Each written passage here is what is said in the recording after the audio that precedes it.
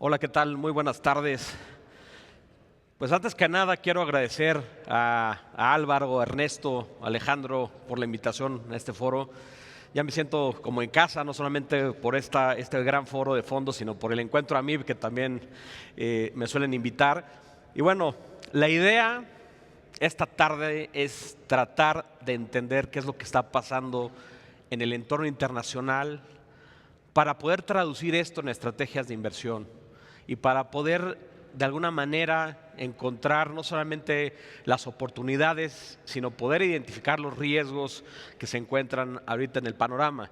Y para ello me gustaría comenzar primero con una encuesta para que podamos entre todos nosotros construir una narrativa de qué es lo que realmente está pasando en el mercado financiero y cuáles son los principales catalizadores que están viendo cada uno de ustedes. Entonces aquí yo les pediría por favor que saquen su teléfono y puedan escanear este código QR que ven en las pantallas. Si no alcanzan a verlo, entonces por favor se meten a menti.com e introducen el código 5180-1325. Vamos a realizar un par de encuestas para ver el sentir de todos los asistentes. Repito, menti.com, código 5180-1325. Y ahora bien, primera pregunta, ¿cuál creen ustedes que será el principal catalizador o driver de los mercados globales en lo que resta de este 2026? Entonces pueden ver cómo hay opciones múltiples, la idea es ponerlo de acuerdo a cuáles creen ustedes que son los más relevantes. Tenemos políticas públicas del presidente Trump, elecciones intermedias en Estados Unidos, expectativas de crecimiento, tensiones geopolíticas, una inflación persistente, qué está pasando con China y la desaceleración económica global, y finalmente otra opción que es la inteligencia artificial y el efecto que pueda tener sobre la productividad y sobre distintos aspectos de la economía global y por consecuencia en los mercados financieros. Entonces vamos a darle unos segundos a la audiencia para que puedan contestar esta primera encuesta. Hasta el momento lo que vemos es que el que está ganando mucho más peso es el tema de las tensiones geopolíticas, aproximadamente un 30%, seguido de políticas públicas del presidente Trump, si la vista no me falla, y también de la inteligencia artificial. Muy bien, pues esos son los temas que en el día a día están determinando las estrategias de inversión que ustedes están llevando a cabo. Vámonos a la segunda pregunta. Ahora, bajo las condiciones actuales, y esto que contestaron en la primera encuesta, me gustaría que por favor respondan la pregunta de qué activo prefieres para los próximos 12 meses. A, renta variable global, B, renta variable mexicana, C, bonos gubernamentales, D, crédito corporativo, E, oro, o F, dólar o cash. Entonces vamos a ver qué tan consistentes son ustedes entre lo que externaron como principales catalizadores del mercado y en donde realmente están invirtiendo cada uno de ustedes. Vamos a darle algunos segundos para ver cómo se va moviendo la encuesta, pero creo que claramente la mayoría se está decantando por renta variable global, seguida de bonos gubernamentales, y ahí un empate entre activos alternativos y renta variable mexicana. Pero le voy a dar unos segundos más, que veo que hay muy buena respuesta de todos ustedes para esta encuesta, y esto pues, nos va a permitir entender hacia dónde vamos construyendo la presentación del día de hoy.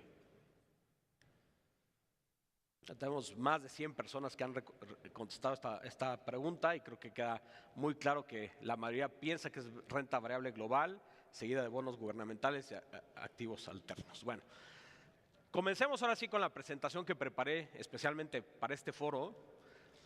Y lo primero que me gustaría es poner una cita. Una cita de Albert Einstein que dice que la inteligencia se mide por la capacidad de cambiar cuando es necesario. Una de las grandes mentes de la humanidad, con una cita que hace alusión a la necesidad de adaptabilidad, de resiliencia, de cambiar cuando las condiciones lo ameritan. Y qué buena reflexión hoy en día, cuando nos damos cuenta que el mundo está cambiando a una velocidad mucho mayor, que el mundo, tanto en lo económico como en lo geopolítico, en lo financiero, está cambiando de una manera muy importante, y esto se vuelve fundamental para ustedes que son tomadores de decisiones. Yo veo aquí muchos colegas, muchos amigos, muchos son gestores de portafolios, otros son de riesgos, otros son analistas, tanto económicos como financieros. Y qué difícil chamba tenemos hoy en día ante estos grandes cambios que se están dando. Entonces, ¿a qué nos invita el día de hoy esta reflexión de Albert Einstein? A poder ser resilientes, adaptarnos, a tratar de identificar cuáles son realmente los grandes cambios y cómo podemos traducirlo esto para el valor que generamos hacia nuestros grupos de interés, principalmente nuestros clientes. Entonces, para ello, tenemos que analizar primero los temas y riesgos que se han estado materializando en este 2026. Y comienzo con estos 10 factores que ya se han vuelto una realidad y que probablemente van a continuar a lo largo del año influyendo en esa toma de decisiones que hacemos día con día. Y empiezo con el primero. Estamos en un momento de una creciente polarización entre Estados Unidos y China. Y esto está definiendo el tablero geopolítico en el cual están operando los mercados financieros. Y probablemente esto es lo que tenemos que tratar de entender con mucho mayor detalle para poder ver hacia dónde se dirigen las cosas. Y el que no me crea, entonces probablemente no ha visto qué es lo que ha estado sucediendo en los últimos días y en los últimos meses. Bueno, el presidente Trump fue a Pekín a reunirse con el presidente Xi para tratar de dialogar sobre cuáles son los puntos en común que tiene Estados Unidos con China y claramente cuáles va a ser muy difícil que podamos encontrar una cooperación entre ambas naciones. Lo que es una realidad es que esta China del 2026 es muy diferente de la China de hace 50 años. Y la política exterior de Estados Unidos no logró entender este enorme crecimiento que estaba teniendo China y sobre todo la hegemonía que estaba teniendo hacia el resto del mundo. Y ahorita estamos parados en un momento en el cual estas tensiones están creciendo. Pero lo más complicado de todo es que además los dos países de alguna manera también se necesitan. Entonces, esta enorme complejidad que estamos viendo en el tablero geopolítico, hoy en día está redefiniendo muchas cosas, entre ellas el comercio internacional. Y ya lo mencionaban hace algunos minutos en este último panel sobre las oportunidades que tiene hoy día México en un contexto en donde se están redefiniendo las cadenas de suministro. Claramente es una oportunidad, pero eso también representa una serie de retos que tenemos que ir enfrentando y tenemos que ir solucionando para que estas oportunidades se capitalicen en un mayor crecimiento de nuestro país. Entonces tenemos que entender la geopolítica para poder entender la geoeconomía y a través de esto traducirlo a lo que hacemos todos nosotros aquí, mercados financieros. Por eso es que este se vuelve uno de los más importantes y vaya que sí, en el 2026 hemos visto algunos cambios. Luego, como pueden ver, también está muy correlacionado con el segundo tema que está ahí, que son los factores geopolíticos. Tenemos el conflicto en el Medio Oriente, que claramente está cambiando muchas de las ecuaciones que probablemente estaban funcionando a principios del año.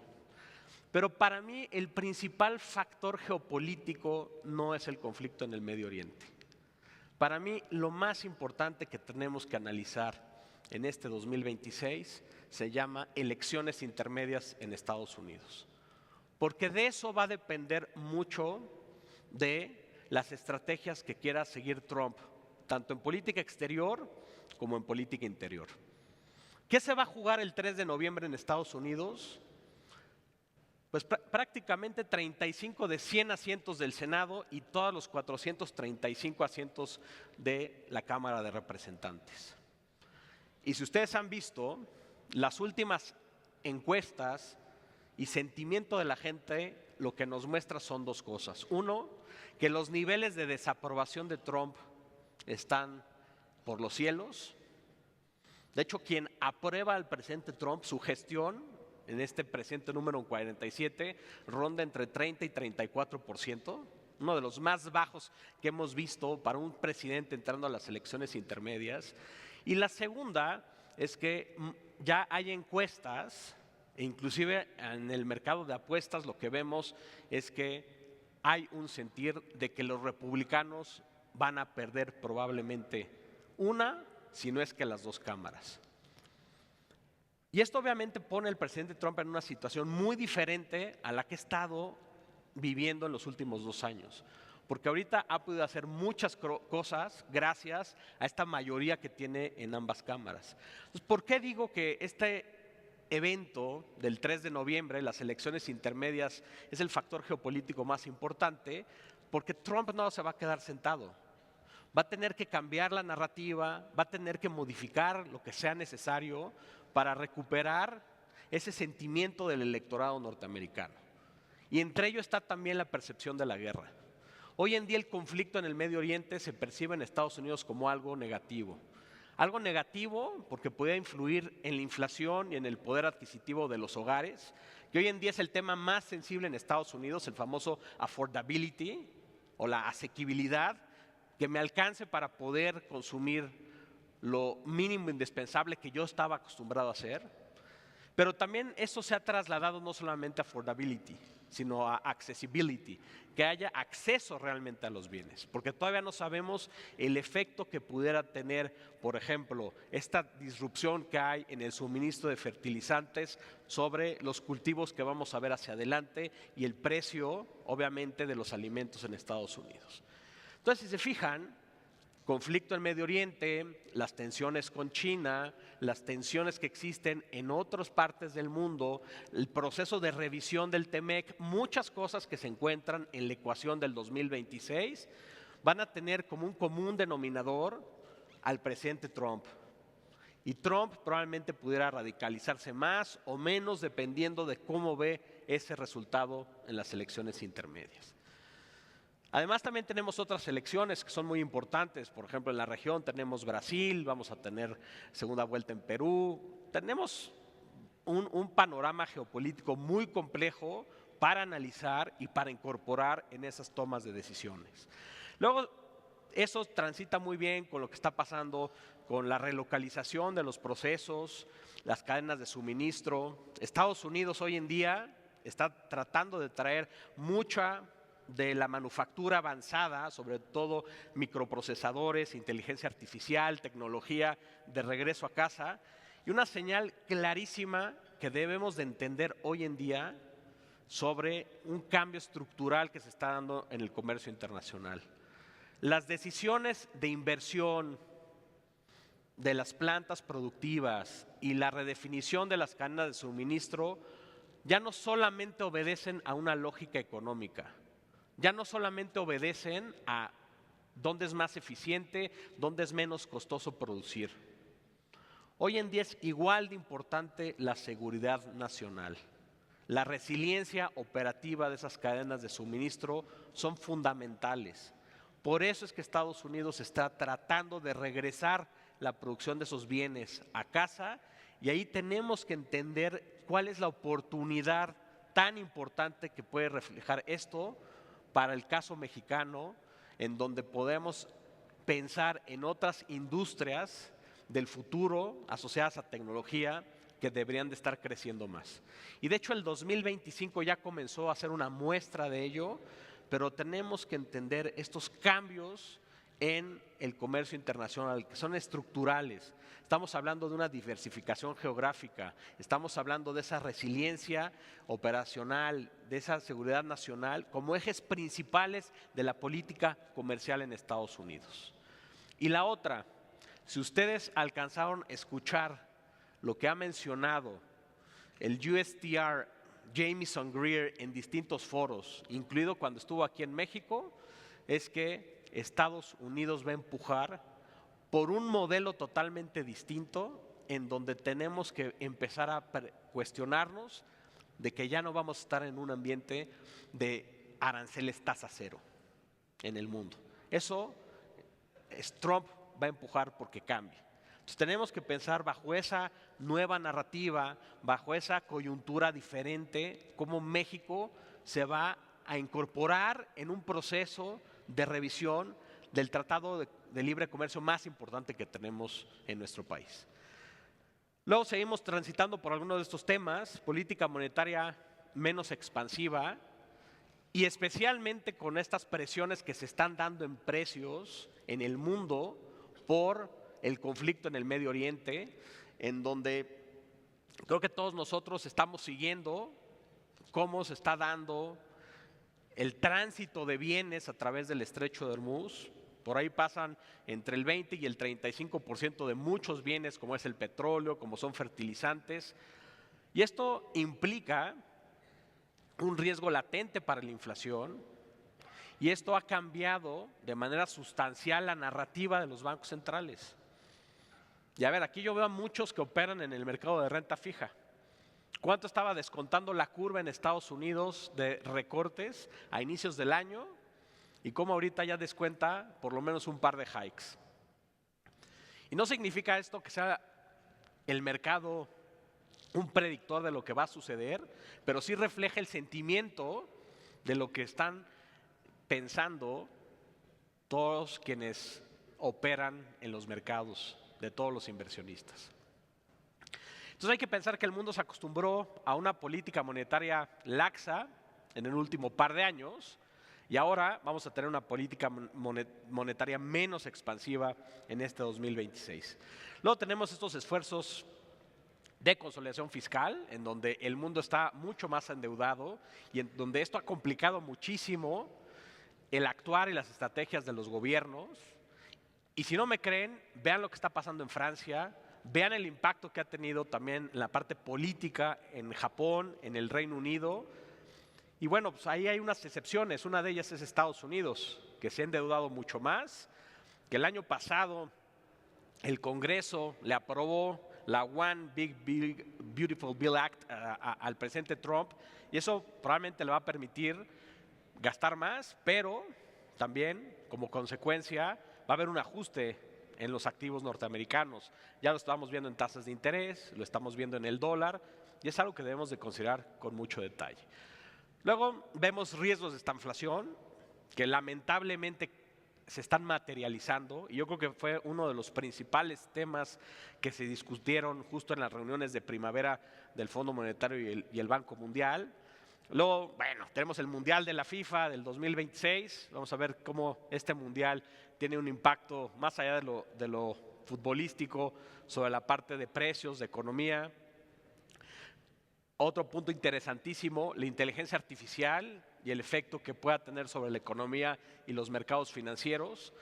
Probablemente este va a ser el choque más disruptivo que vamos a vivir en los próximos años, si no es que en las próximas décadas.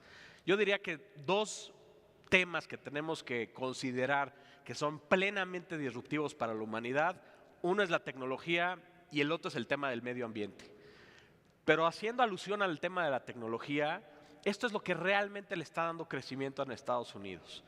Si vemos el comportamiento de las bolsas, realmente fue la expectativa sobre resultados y sobre lo que realmente está pasando con la inteligencia artificial, lo que le ha permitido al mercado accionario ser mucho más defensivo de lo que estamos viendo, por ejemplo, en el mercado de bonos. Esta semana que, por ejemplo, reporta Nvidia, pues va a ser también un catalizador muy importante para ver qué tanto estas fuertes inversiones de 500, 600 mil millones de dólares al año que están haciendo las grandes empresas de tecnología realmente van a resultar en una mayor productividad, y que esto genere un cambio en el ecosistema que tenemos actualmente. Entonces hay que estar atentos, porque definitivamente la tecnología y la inteligencia artificial va a ser uno de los temas más importantes. Les mencionaba yo el tema del cambio climático, también fundamental. Estamos en un momento de calentamiento global que va a requerir de un mayor empuje de políticas de sustentabilidad. Y finalmente, y no por estar al último, deja de ser una de las más importantes, hay que hablar sobre el tema de los avances regulatorios, de las nuevas tendencias en ciberseguridad y nuevamente el tema de la resiliencia operacional, pero ahora en los mercados financieros. Cuando vemos, por ejemplo, la discusión que se está teniendo en torno a los stablecoins, cuando estamos viendo temas de Anthropic, cuando estamos viendo muchas cuestiones de la innovación tecnológica que van a influir directa e indirectamente en el sistema financiero, nos tenemos que cuestionar qué es lo que tenemos que hacer desde el punto de vista de gestión de riesgos, qué es lo que tenemos que hacer desde el punto de vista de encontrar las oportunidades para hacer negocio y qué es lo que tenemos que hacer ante los choques disruptivos que esto va a traer para la economía en distintos frentes a lo largo de los próximos años. Entonces, como pueden ver, un 2026 sumamente complejo, lo hemos tenido que transitar de una manera muy difícil, pero aún así, aquí estamos, tenemos que operar en el mercado y hay que ver cómo le hacemos frente a esta gran, enorme complejidad que tenemos de frente en los siguientes meses todavía de este 2026. Ahora, ¿cómo se ha traducido esto a la parte del mercado? Que es realmente lo que pues creo que nos interesa ver, ¿no? O sea, desde esas generalidades de la geopolítica, la geoeconomía, los cambios estructurales en el comercio, la tecnología, etcétera, ¿cómo lo traducimos a la parte de mercados? ¿Qué está pasando y hacia adelante qué es lo que debemos de estar viendo? Y bueno, comenzamos con una lámina que refleja las generalidades del mercado para después yo poder entrar a algunos aspectos ya mucho más particulares. Empiezo con la gráfica de la izquierda, que es el mercado accionario, y la comparo con la gráfica que se encuentra en el centro, en la parte de arriba.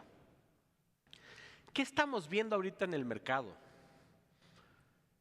Acciones que están mucho más defensivas, que en algunos momentos los índices en Estados Unidos alcanzaron nuevos máximos después del ajuste al inicio del conflicto en el Medio Oriente, pero tasas de interés que siguen presionadas. Entonces, la primera pregunta que siempre nos hacemos como tomadores de decisiones en el mercado es, ¿cómo explicamos esta desconexión que hay entre un mercado, que es el accionario, con otro mercado, que es el de tasas de interés o el de renta fija? Y yo creo que en gran medida podemos explicarlo por las diferentes maneras en las cuales este conflicto en el Medio Oriente pudieran impactar los activos financieros. Ahorita lo que estamos viendo en el Medio Oriente está teniendo un efecto casi inmediato en el precio del petróleo y en el precio de otros derivados del petróleo y de otros energéticos. Eso ya se está trasladando a algunas presiones inflacionarias en muchas partes. Y por ello es que las tasas de interés han estado subiendo en un contexto de mayores primas inflacionarias y en un contexto en donde la percepción de los bancos centrales ha cambiado. Ya esta narrativa de recorte de tasas de interés hace 6 meses está cambiando hacia la narrativa de en qué momento van a empezar a subir tasas el Banco Central Europeo, el Banco de Inglaterra, la Fed y el resto de los bancos centrales. Entonces, si se fijan, hay un cambio de percepción muy importante sobre esta parte de la prima de riesgo, especialmente inflacionario, y lo que incorpora el mercado en términos de la política monetaria. Y por eso es que las tasas están en los niveles actuales. Pero también otra discusión muy importante, y yo sé que esto ya lo repetí en un encuentro AMIB y probablemente aquí en otro foro, a veces ya no me acuerdo dónde digo las cosas, pero esto ya lo dije antes y sigue siendo un factor que tenemos que pensar. Las tasas de interés están operando bajo un nuevo paradigma después de la pandemia. Por muchos años, entre la crisis de Lehman Brothers, donde varios perdimos el pelo, ¿no?, y la pandemia, antes de la pandemia, nos acostumbramos a un escenario de tasas estructuralmente bajas. Si no, Álvaro, recuérdame, el Treasury de 10 años, antes que eran 2%, pensábamos un 2% alrededor, y ahorita estamos hablando de 4.60%. O sea, es un paradigma totalmente distinto. La tasa de corto plazo, ¿qué estaba, Álvaro? 0%, pegada a 0%, y así estuvo durante muchos años. Ahorita estamos hablando de tasas que están entre 2 y 3%. Es un paradigma totalmente distinto porque hubo un cambio estructural después de la pandemia, y ese cambio estructural principalmente se ha visto en el tema de la inflación. Y eso ha tenido impactos, por ejemplo, en lo político. Hay muchos estudios que sugieren que explicó en gran medida lo que ha pasado con las elecciones en Estados Unidos post pandemia, etcétera. Este tema de la affordability que ya hablé se vuelve una cuestión importantísima de discusión pública en Estados Unidos y en muchas partes más. Y bueno, esa es la realidad, que las tasas de interés están en un paradigma distinto. Ahora bien, en el mercado accionario probablemente vamos a tener un efecto de este choque que significa el conflicto en el Medio Oriente, pero no se ha visto tan inmediato porque todavía no hemos visto el impacto directo sobre la actividad económica. Y esa es la gran diferencia entre las primas de riesgo incorporadas en el mercado de tasas con las valuaciones que estamos viendo en el mercado accionario. Y si no, y ahora hago referencia a mis amigos, que veo varios que llevan equities o renta variable, pues díganme, ¿cómo explicamos esta temporada de resultados corporativos en Estados Unidos que ha sido mucho mejor de lo que teníamos previsto? Es decir, ha habido earnings mucho más altos de lo que incorporaba el mercado anteriormente. Entonces, esa desconexión está ahí. Y no quiere decir que esto se va a mantener así por siempre, pero simplemente creo que hay una apuesta del mercado a que el conflicto en el Medio Oriente pudiera no durar tanto como lo que ha durado, por ejemplo, el conflicto en Ucrania. Entonces, las dos variables fundamentales es duración, o sea, cuánto tiempo dura, y la magnitud, si esto escala o no. Y pareciera que el mercado está apostando a que en algún momento Trump va a poder llegar a una especie de acuerdo con Irán. Y si conecto la parte geopolítica, el rollo que te di al principio con esta parte de mercados, yo pensaría que hay un escenario base en donde probablemente Trump diga, hasta aquí llegamos con el conflicto en el Medio Oriente, que diga, ya ganamos, y se retire, aunque no sea cierto, aunque el Medio Oriente siga quedándose hecho un relajo, pero es una narrativa que podría acomodar esta situación de las elecciones intermedias en Estados Unidos. Eso es lo que está incorporado en el mercado. Ahora nos vamos a otro tipo de activos, pues los commodities, obviamente la energía subiendo.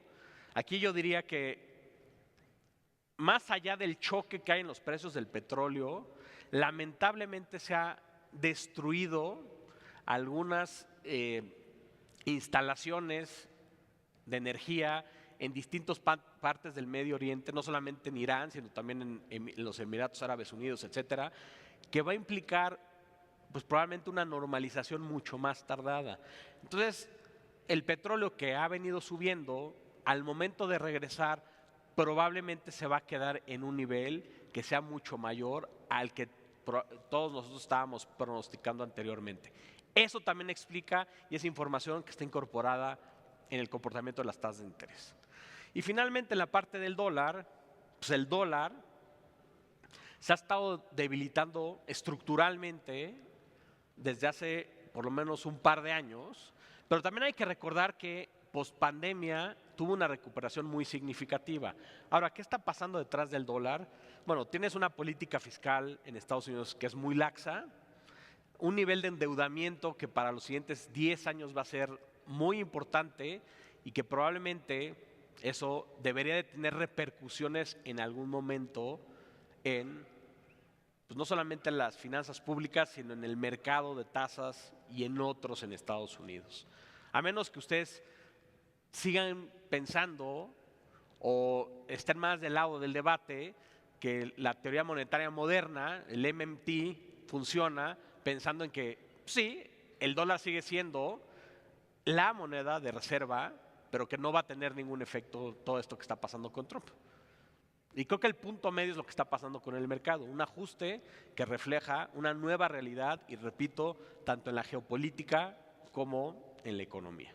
Y ahí es en donde también está metido el peso, porque ha estado mucho más resiliente a pesar de los choques externos que hemos estado experimentando, ¿no? Si nos vamos a la parte del mercado accionario puntualmente, hay oportunidades, sí. Sin embargo, pues hay que ver de qué manera estos factores que he estado mencionando pudieran ocasionar un cambio en los múltiplos y en las valuaciones de las empresas.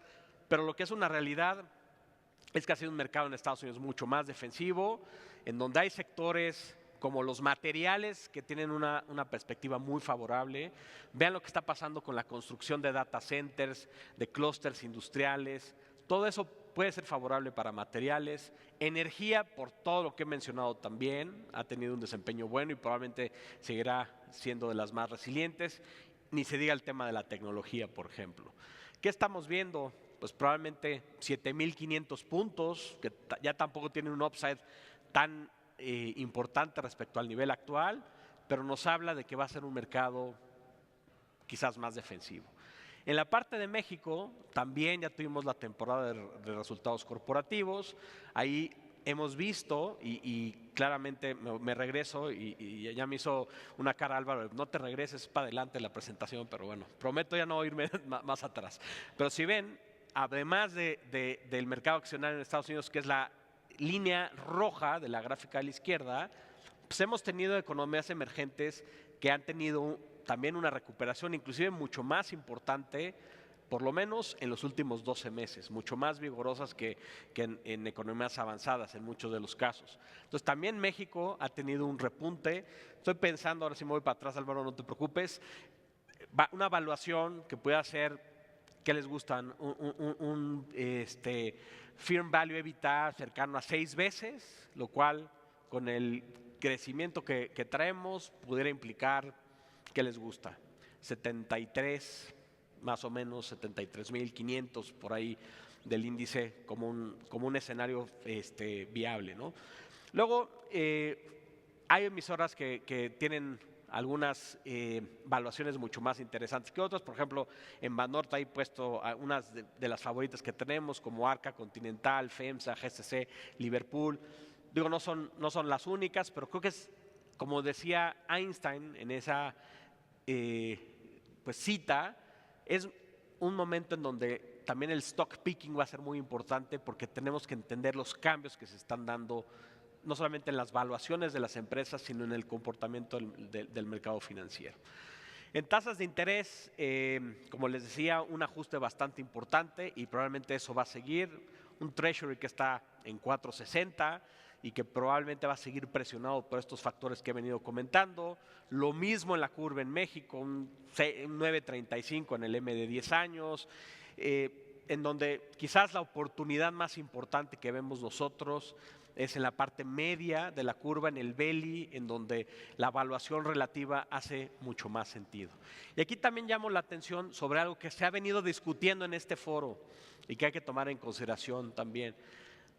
Dentro de estos cambios que se han dado en la evaluación de distintos activos financieros, si ven la gráfica de la derecha, observen cómo se está comportando el spread corporativo, no solamente en México, sino en Estados Unidos, respecto a una historia de los últimos 5 años.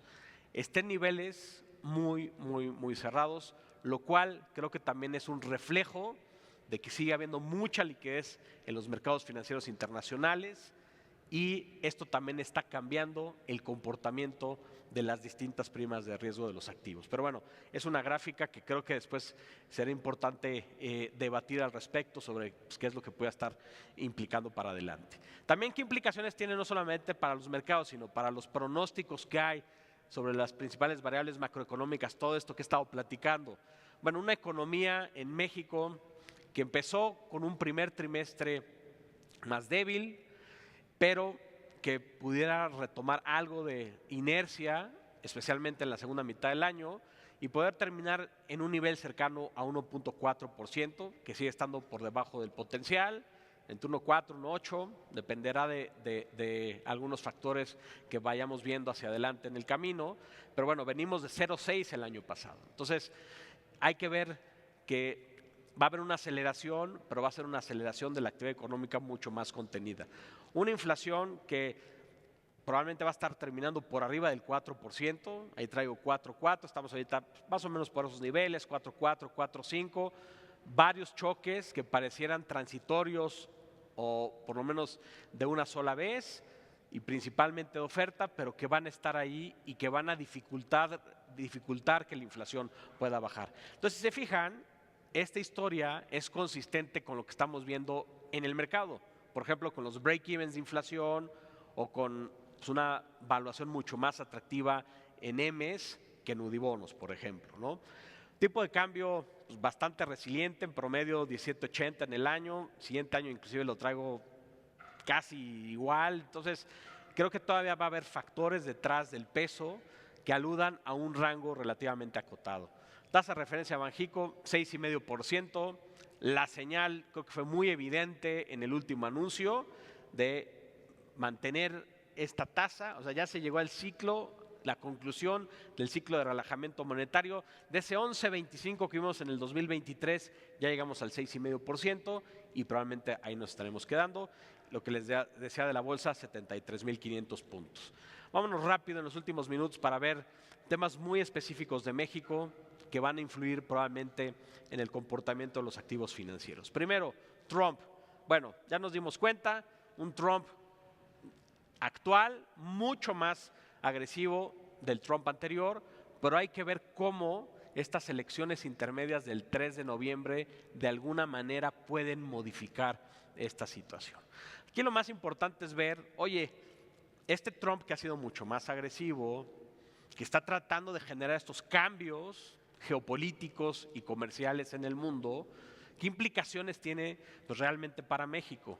Y si se fijan, el eje de su narrativa centrada en nuestro país principalmente descansa en 4 pilares: el comercial, el de seguridad, el migratorio y el estratégico. Y este estratégico es justo por todo lo que les he venido comentando a lo largo de esta presentación. Ahora, dado estos pilares que forman la narrativa de Trump en relación a esta gran complejidad que se llama relación México-Estados Unidos, hasta ahorita lo que hemos visto es que ha habido un sentido de cooperación entre ambas naciones y eso puede de alguna manera ayudar en el proceso de revisión del TEMEC que vamos a iniciar formalmente el 1 de julio. Que es una narrativa distinta a la que hemos visto con Canadá, que ha sido de mayor confrontación. Ahora bien, en el sector exportador nos ha ido mejor con Trump, nos fue bien con el primero y nos está yendo bien con el segundo. Vean el crecimiento que han tenido las exportaciones mexicanas con Trump, con este cambio de paradigma en donde México le puede ayudar a ganar competitividad a Estados Unidos frente al resto del mundo. Y también vean cómo la participación de mercado de México sigue creciendo y es un factor que alude a la importancia de la integración regional en Norteamérica. Pero también esto tenemos que entenderlo con sus determinantes, ¿sí? Las exportaciones el año pasado crecieron cerca de un 8%.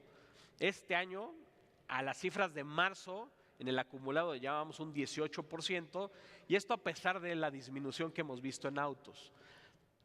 ¿Qué está compensando esta caída en autos y autopartes?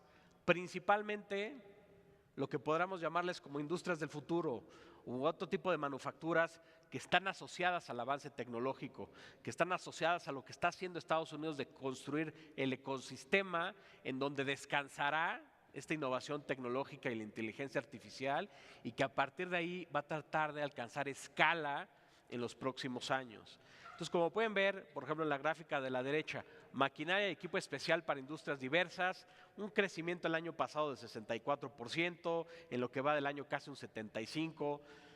De hecho, si nos fijamos, no es esta lámina, pero en general, las industrias relacionadas o las exportaciones relacionadas a inteligencia artificial llevan un crecimiento de un 34% anual. Entonces, esta es enorme. Entonces, la gran pregunta es, oye, si está creciendo tanto esta parte del sector exportador y está ayudando a las exportaciones a crecer, porque el efecto sobre la economía ha sido mucho más limitado. Y eso tiene que ver con el valor agregado que cada uno de estas distintas industrias tiene sobre la economía. Autos tiene un valor agregado mucho más importante de lo que tienen estas industrias que están emergiendo. Pero ahí creo que lo importante es ver hacia adelante, como decían en el panel anterior, cómo aprovechamos esas oportunidades para generar ese ecosistema que permita un crecimiento también de distintos tiers, de empresas mexicanas, pymes, etcétera. Entonces, creo que ahí está, creo que los números son muy claros, nos habla de los cambios estructurales del comercio internacional, cómo ya se ven reflejados en la economía mexicana, y a partir de ahora lo que tenemos que analizar es cómo esto puede canalizarse para aprovechar realmente las oportunidades que existen hoy en día en nuestro país. Ahora bien, también esto hay que entenderlo en un contexto en donde vamos a tener que esta revisión del TEMEC. Ahorita estamos en un proceso de pláticas bilaterales en donde se están arreglando o tratando de arreglar algunas cosas. Yo creo que hay que ponerle foco, por ejemplo, a lo que va a pasar con esta sección 232 y esos aranceles que tiene el acero y el aluminio, porque eso pudiera de alguna manera afectar el comportamiento de muchas exportaciones mexicanas, y también lo que pueda venir con la sección 301. Recordemos, a Trump le tiraron el AIPA, la Suprema Corte, y está buscando otros mecanismos a través de distintas secciones para compensar esta parte de los aranceles. Entonces yo creo que hay que entender este proceso de negociación y sentarnos a la mesa con Estados Unidos por dos pistas. Una es tarifas y el riesgo que tenemos con estas secciones, y la otra es la revisión del TEMEC, que no son pistas aisladas, pero sí tienen una temporalidad diferente y tienen un efecto también diferente. Ahora bien, ¿qué debemos de pensar en términos del TEMEC? Empieza el 1 de julio el proceso formal. ¿Cuáles son los escenarios? Yo aquí por lo menos planteo 3. Uno es que sea una revisión ordinaria, una extensión consensuada, como lo dice el artículo 34 del tratado, y que eso pueda llevarse a cabo a lo mejor en los siguientes 6, 12 o 18 meses. Yo creo que hay que pensar que no va a ser antes de las elecciones intermedias en Estados Unidos, yo lo dudo mucho, pero después de ello creo que podría acomodarse muy bien este escenario. Segundo escenario, que es el que más está empujando Estados Unidos, el escenario 2, revisiones continuas. ¿Qué nos dice el tratado? El tratado dice que cuando empiezas hay un proceso de revisión a los 6 años y luego concluye a los 16 años. Es decir, el año 6 pues ya nos llegó, es ahorita, y luego vamos a tener otros 10 años bajo los cuales va a seguir operando el tratado. Ahora, ¿qué pasa si no llegas a un acuerdo para extenderlo por otros 16 años más? Entonces te vas a revisiones anuales. Esto es lo que ahorita podríamos pensar que es el escenario que pueda tener una mayor probabilidad. Y creo que va a depender mucho entre el 1 y el 2 de cómo se den estas pláticas bilaterales, de cómo se den todos los factores que he venido platicando, incluidas las elecciones intermedias. Y luego hay un tercer escenario que es una ruptura del marco trilateral y que los países traten de buscar tratados de libre comercio por separado, que sean bilaterales. A esta la verdad es que le doy una probabilidad muchísimo más baja. ¿Por qué? Porque eso implica también capital político para Trump, y pensemos, si no va a tener el Congreso para hacerlo, pues va a ser mucho más complicado para él. Entonces, son escenarios que tienen efectos diferentes, pero estamos en un punto clave para ver cuál va a ser el futuro comercial de México. Lo que yo creo es que México tiene ventajas comparativas muy importantes que no solamente le van a servir a México, sino le van a permitir a la región ser mucho más competitivo frente a China y el resto del mundo. Hay que entenderlo bajo la geopolítica de las tensiones entre Estados Unidos y China, bajo esta diversificación geográfica, bajo esta polarización, y esas cadenas de suministro requieren de una mayor integración regional. Pero hay que ver qué tipo de integración, y esa es yo creo que la clave de todo lo que estamos viendo actualmente. En el entorno global, además de todo lo que mencioné, Estados Unidos se ve relativamente bien, una economía hasta cierto punto resiliente, que pudiera estar creciendo cercano a 2.3% y que además ha tenido un mercado laboral que se vino desacelerando muy fuerte desde el año pasado, yo diría que desde el 2024, pero que ya pues, comenzó a normalizarse un poco. Esto ayuda pensando en que pues cerca del 56% de la economía mexicana es altamente dependiente de Estados Unidos. Y luego, finalmente, el tema de los factores locales, para ir cerrando, lo que yo les mencionaba, un PIB que va a estar cercano al 1.4 o entre 1.4 y 1.8 en el año, con componentes que van a estar operando bajo una dinámica diferente a la que vimos en el 2025. Aquí me gustaría llamar su atención a la parte de la derecha de la tabla, en donde ese crecimiento del 0.6 del 2025 estuvo explicado principalmente por las exportaciones. Lo que vamos a ver en el 2026 pudiera reflejar pues, una distribución un poco más equitativa entre otros componentes de la economía, pero sigue siendo un escenario en donde México va a crecer, pero va a ser un crecimiento por debajo del potencial, sobre todo viendo el dato del primer trimestre, que ya se estará revisando el viernes, y pues la complejidad global que hemos estado viendo hacia adelante. Importante, como les decía, una inflación con estos choques que ha estado experimentando principalmente de oferta. Eso creo que ya limita mucho más el margen de maniobra de las tasas de interés, por eso 6,5%, esa neutralidad probablemente se extienda por mucho más tiempo y un peso, como yo les decía, probablemente mucho más resiliente a lo largo del año. Hay que estar atento al tema de las finanzas públicas, ¿por qué? Lo mencionaban en el panel anterior y yo creo que es una narrativa que ha sido pues, un constante diálogo a lo largo de este foro, ¿no? La necesidad de ver estos proyectos de inversión, el Plan México y los siguientes programas que anunció la presidenta Sheinbaum como una oportunidad para incrementar la infraestructura en nuestro país y la necesidad de pues, estos esquemas de inversión mixto.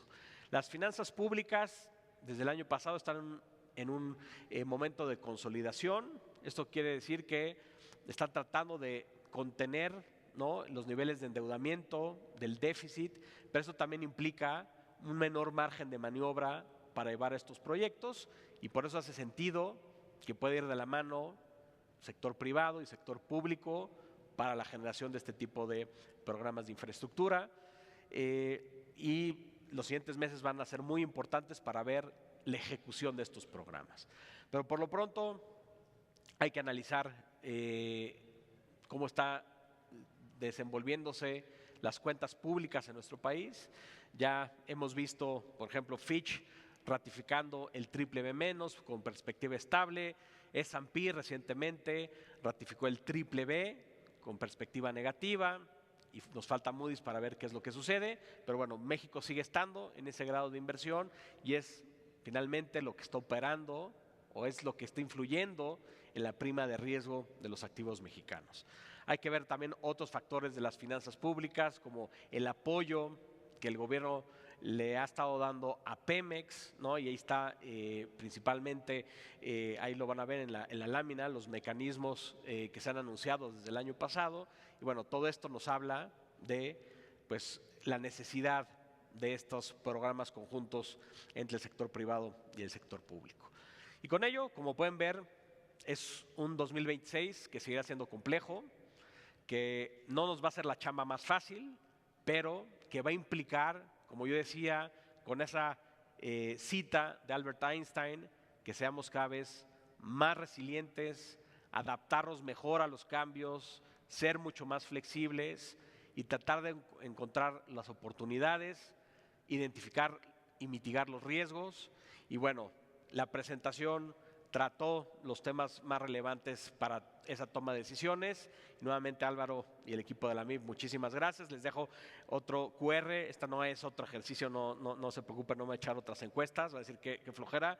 Simplemente es nuestra página web en donde van a encontrar toda esta información, lo que hacemos con Big Data, muchas cosas, que es una página abierta. Creemos que esto es un bien público, que tenemos que contribuir, tenemos que enriquecer el debate, tenemos que ver cómo podemos hacerle para que caminen bien las cosas en el mercado mexicano y en México en general. Y finalmente, pues, un código QR a la derecha, que es justo para el Q&A, para que me puedan mandar las preguntas que ustedes consideren adecuadas sobre los temas que traté o cualquier otro tema. Yo encantado de poder conversar con ustedes. Sin más, nuevamente, Álvaro, Ernesto, equipo de la MIB, muchísimas gracias. Siempre es un gusto estar aquí en estos foros que nos permiten a todos entender mejor lo que está pasando y poder juntos, pues, construir una narrativa en pro del mercado mexicano. Así que, Álvaro, muchas gracias, y a ustedes también muchas gracias a sus órdenes.